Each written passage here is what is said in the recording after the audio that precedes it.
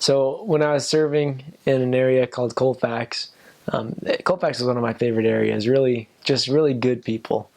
Um, but I remember we were looking through our former investigators, and we come across this girl named Shelby, and she had been taught fairly recently, probably just like 3 or 4 months before we had gotten there, and we really felt like we should reach out to her and try to have a lesson with her, and so we start texting her and calling her, trying to get things to work out. And we set up a lesson, and then she'd cancel on us.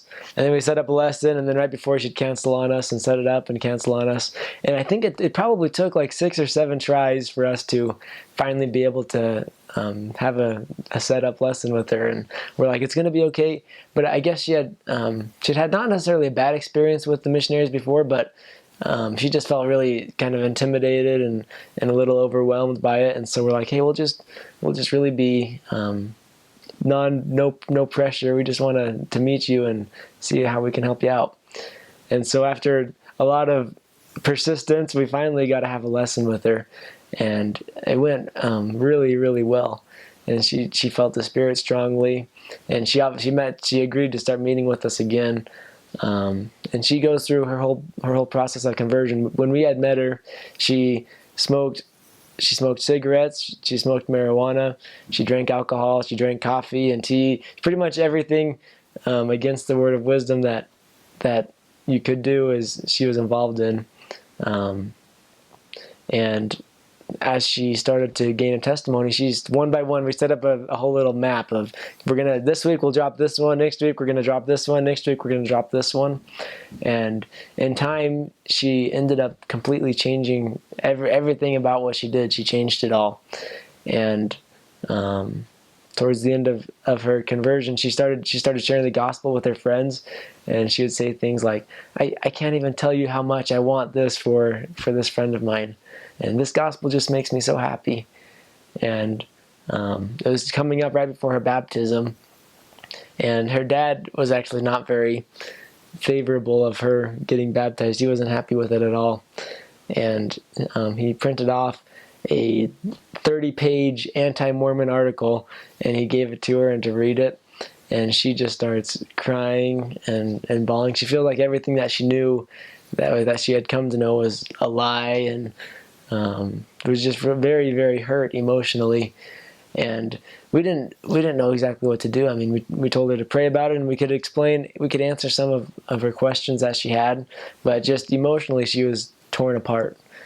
But we just invited her to just keep praying for an answer and pray for help from God. And we were praying really hard that something would happen.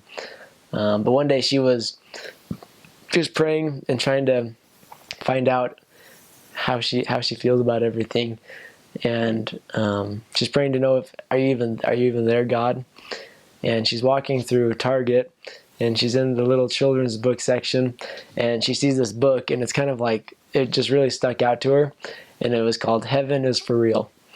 And she's like, it wasn't even a big deal, but I saw it and it just hit me in the heart, and I knew that there was the answer from God, and I knew that heaven was for real.